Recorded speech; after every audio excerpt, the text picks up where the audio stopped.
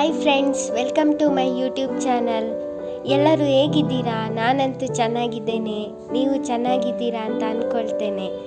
ಎಂತ ಗೊತ್ತುಂಟಾ, ನನಗೆ ಎಂತ ಅನ್ನಿಸ್ತದಂದರೆ, ಬೆಂಗಳೂರು ಒಂದು ಊರು ಅಷ್ಟೇ ಅಲ್ಲ, ಆ ಊರಲ್ಲಿ ತುಂಬ ಜನ ಜೀವನ ಕಟ್ಕೊಂಡಿದ್ದಾರೆ.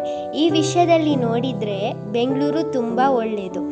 ಆದರೂ ಬೆಂಗಳೂರಲ್ಲಿ ಜೀವನ ಮಾಡಬೇಕಂದ್ರೆ ತುಂಬಾ ಕಷ್ಟ. ಅದರಲ್ಲಂತೂ ಬ್ಯಾಚುಲರ್ಸ್ ಲೈಫ್ ಕೇಳ್ತೀರಾ, ಇನ್ನೂ ಕಷ್ಟ. ಬೆಳಿಗ್ಗೆ ಎದ್ದಾಗಿಂದ ರಾತ್ರಿ ಮಲಗುವ ತನಕ ಸ್ಟ್ರಗಲ್ ಮಾಡ್ತಾನೆ ಇರಬೇಕು. ಬೆಳಿಗ್ಗೆ ಎದ್ದು ತಿಂಡಿ ಮಾಡಿಕೊಂಡು ಬಾಕ್ಸಿಗೆ ರೆಡಿ ಮಾಡಿ ಸಾಕಪ್ಪ ಅಂತ ಟೈಮಿಗೆ ಸರಿಯಾಗಿ ಆಫೀಸ್ ಹೊರಟ್ರೆ ಈ ಟ್ರಾಫಿಕ್ ಸಮಸ್ಯೆ. ಹಾಗೋ ಹೇಗೋ ಮಾಡಿ ಪರದಾಡ್ಕೊಂಡು ಆಫೀಸ್ ಹೋದರೆ ಆಫೀಸ್ನಲ್ಲೂ ತಲೆನೋವು. ಇದೆಲ್ಲ ಮುಗಿಸಿ ರಿಟರ್ನ್ ಮನೆಗೆ ಹೋಗುವಾಗ ಮತ್ತೆ ಟ್ರಾಫಿಕ್ ಜೊತೆ ಗುದ್ದಾಟ ಮಾಡಬೇಕು. ಅಯ್ಯೋ, ಮತ್ತು ರೂಮಿಗೆ ಬಂದರೆ ಅದೇ ನೀರಿನ ಪ್ರಾಬ್ಲಮ್. ಮತ್ತು ಅಡುಗೆ ಮಾಡಿ, ಕ್ಲೀನ್ ಮಾಡಿ, ಊಟ ಮಾಡಿ ಮಲಗುವಷ್ಟರಲ್ಲಿ 11-12 ಗಂಟೆ ಆಗಿರ್ತದೆ.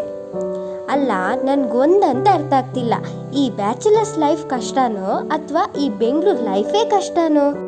ಮತ್ತು ನಮ್ಮದು ಊರಿದ್ದು ಲೈಫಿಗೂ ಬೆಂಗಳೂರು ಲೈಫಿಗೂ ತುಂಬ ವ್ಯತ್ಯಾಸ ಉಂಟು. ಅದು ಫುಡ್ಡಿದ ವಿಚಾರದಲ್ಲಾಗಲಿ, ವಾತಾವರಣದ ವಿಚಾರದಲ್ಲಾಗಲಿ, ಭಾಷೆಯಲ್ಲಾಗಲಿ ಮತ್ತು ಹಣ ಖರ್ಚಿನ ವಿಚಾರದಲ್ಲಾಗಲಿ ತುಂಬ ವ್ಯತ್ಯಾಸ ಉಂಟು.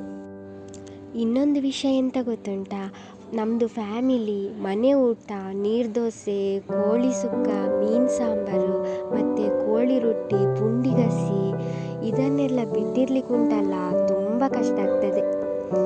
ಏನೇ ಆದರೂ ಬೆಂಗಳೂರು ಅನ್ನದ ಬೆಲೆ ಕಲಿಸ್ತು. ಹೊಟ್ಟೆ ಹಸಿವು ಏನು ಅಂತ ಗೊತ್ತಾಯಿತು. ತುಂಬ ಜನರಿಗೆ ಬೆಂಗಳೂರು ಒಂದು ಬದುಕು ಕಟ್ಟಿಕೊಟ್ಟಿದೆ.